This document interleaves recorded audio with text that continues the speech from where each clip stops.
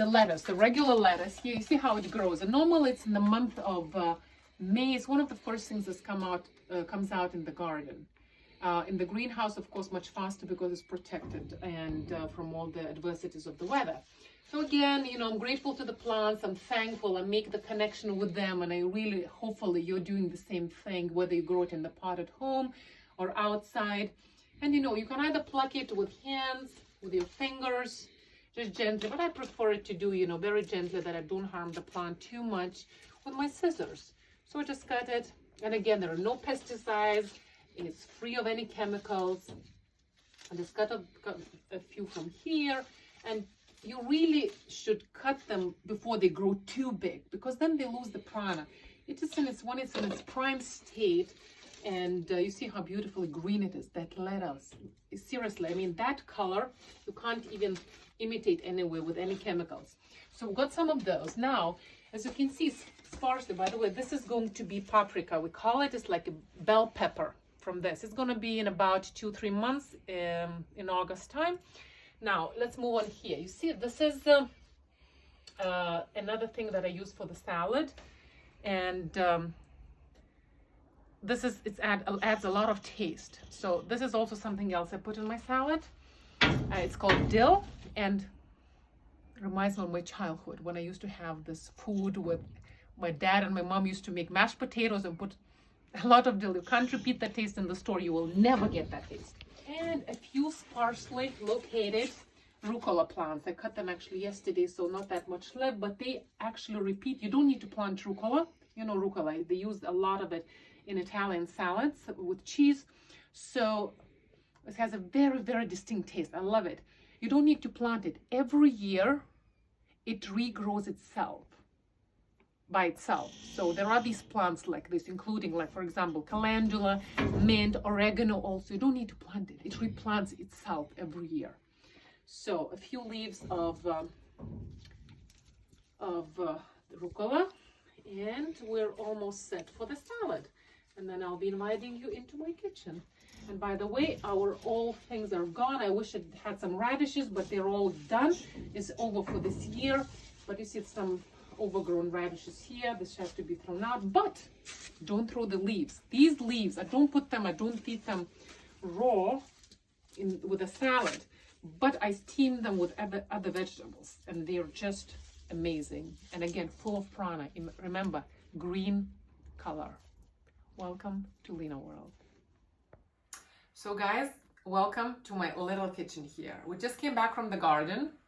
We picked up this beautiful lettuce leaves, scallion, green stalks, onion stalks, dill, delicious, really delicious. Then rucola leaves, and I also have a little parsley here, the leaves that I didn't show you. I picked them up outside the greenhouse. Now, I've just washed them, just to save your time. So I'll just cut them now, okay? So we'll do one, put like that. I wish you could smell it, because even from here, don't need to go down. It's just absolutely amazing. And I'm just gonna cut it into pieces here. It's absolutely delicious, smells amazing. And of course, with full gratitude to the Mother Divine, nature, that she's giving this beautiful gift, natural vegetables, fruit, and we can survive this way. Okay, so we're almost done here. Okay, we don't need this thing anymore. So I'll just use, I'm taking a bigger bowl because it's much easier, it will be much easier to mix things. Okay, so we'll just put all of these things in here, in the little, not little, actually it's quite a big, but it's easier to mix, so it's here. Now, the next step, what I want to show you, which is very key, I don't use any dressings from the store, ever. Okay, so what I do, I take, I'll just use one of these to clean up the knife, though it's all the same thing is going to go into the salad. Avocado. Okay, so it has to be, it's already washed. We don't grow them here, so I had to get this in the store.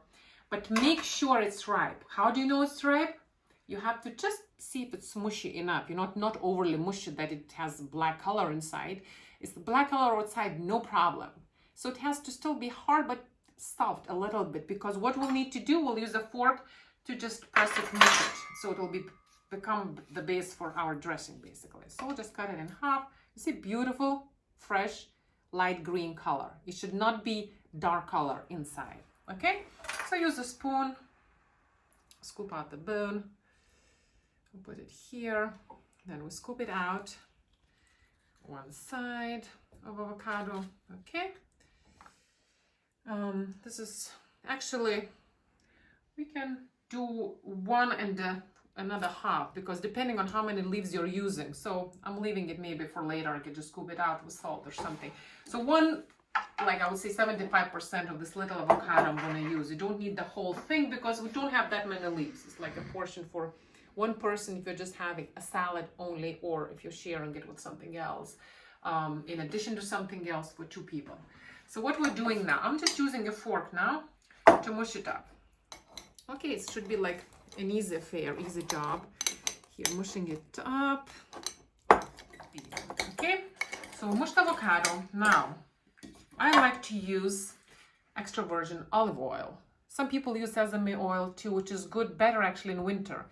Extra virgin olive oil is a little cooling and balancing. The sesame oil can be a little heating for the body.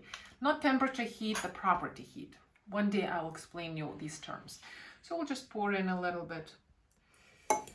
And again, make sure, you know, as you see, I don't measure anything, like anything really, you know? So, but it's just instinctual. After you make it a few times, maybe you can just follow me like this. Now the key thing is all the other things we're gonna put inside, because to make a nice flavor, since we're not using any other dressing from the store. So a little pepper, just a little pepper. Then I have very little left, but jeera powder. Jeera is cumin seed powder. This is one of the key ingredients if you ever live in India and you go there. So finishing it up. Then I'm gonna take curry leaf powder, which gives a different taste. If you know, curry leaves are actually cooling because they're very bitter. And bitter things, again, I'm just gonna use a little bit here. They're very, very detoxifying the body. Anything that is bitter, naturally, we humans, we don't really like that taste. But in Chinese, they have a saying, the best medicine is the one that is bitter. So the best plants detoxifying your body is the ones that are bitter in flavor. So it's nice to put different flavors to balance it all out. All the 5 elements our bodies are composed of, our nature is made of, right? Earth, fire, water, space, ether, air and ether, right? So of Chinese medicine, they have a few other things. They have a wood element, which in Ayurveda, they also say is part of the earth element. Then I have cut and I keep those things in the fridge. Okay, this is a little garlic. If you don't take any garlic, don't use it. But sometimes it's good for, you know, antibacterial, antiviral. So sometimes it's good to put a little bit, but if you're the person who never uses garlic, onion, don't put it. Now, this is my adrak. Adrak means ginger, okay? Depending on where you live in the world, ginger has different potencies.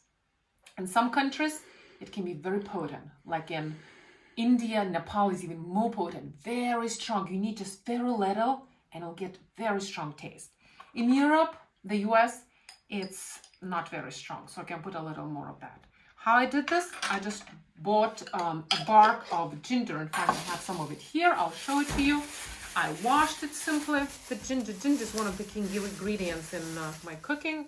You see, I peeled it off, washed it, peeled it off, and just grated it. And that's it. And then I keep it always ready in the fridge for my tea, for my dressings. Then I have some sesame seeds here. Again, I'll add a few sesame seeds. Again, they're bitter in flavor a little bit. Why sesame seeds? This is one of the other key ingredients, one of the best, most beneficial things. You must have it in your kitchen. It's a must. Okay, it's turmeric powder. Ideally, you get it from Asia because it's original, and I have roots of it. Sometimes I buy as well. Raw, you can get them only in Asia, but I have dried roots. You can again make them into powder. Make sure it's organic, pure quality, and you should have a little bit every day.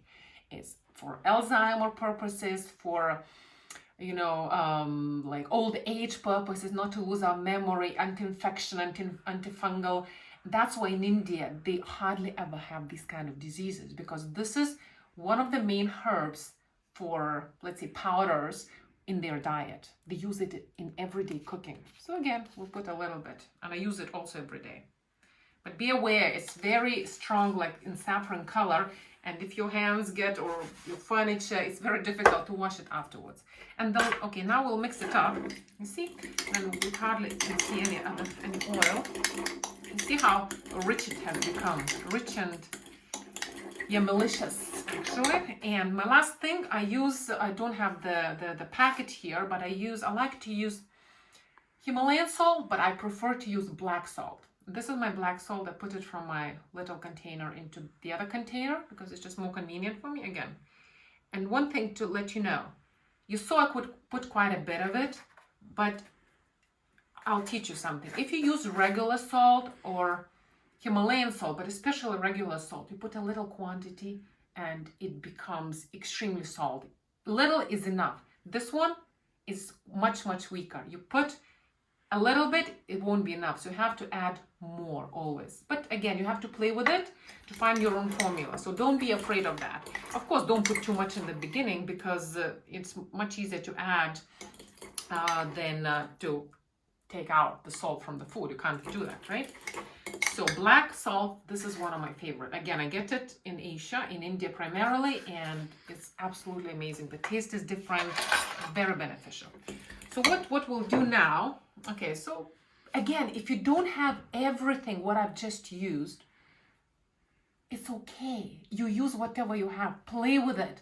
But it's good to have some basic ingredients always in your house, okay? But play with it, you don't have to have everything, okay? Now we're going back to the salad. What we'll do here, use a spoon and I'll put all this dressing, my dressing, you see? Actually, even half of the avocado would have been enough because there are less leaves here. Okay. The color is absolutely gorgeous. Absolutely nature's color here. And now we'll use another fork. Yeah, that's much easier to mix it up. Okay? And you have to really, really mix it up very well. Oh, I can even smell it right now. This green salad lettuce is like such a fresh, strong smell. I cannot get it in the store. Every time I go there, it's like, where is the smell? Where is the smell? But if you decide to grow it yourself in the garden or at home even, you can do it even at home, you know, on the windowsill. But you have to really mix it well because that oil, that dressing has to spread well. You don't even see it. But let me tell you, it's absolutely delicious. The way it came out, you will not want to buy any more dressings ever again. Bon appetit. It's really, really, I can see it's going to be delicious.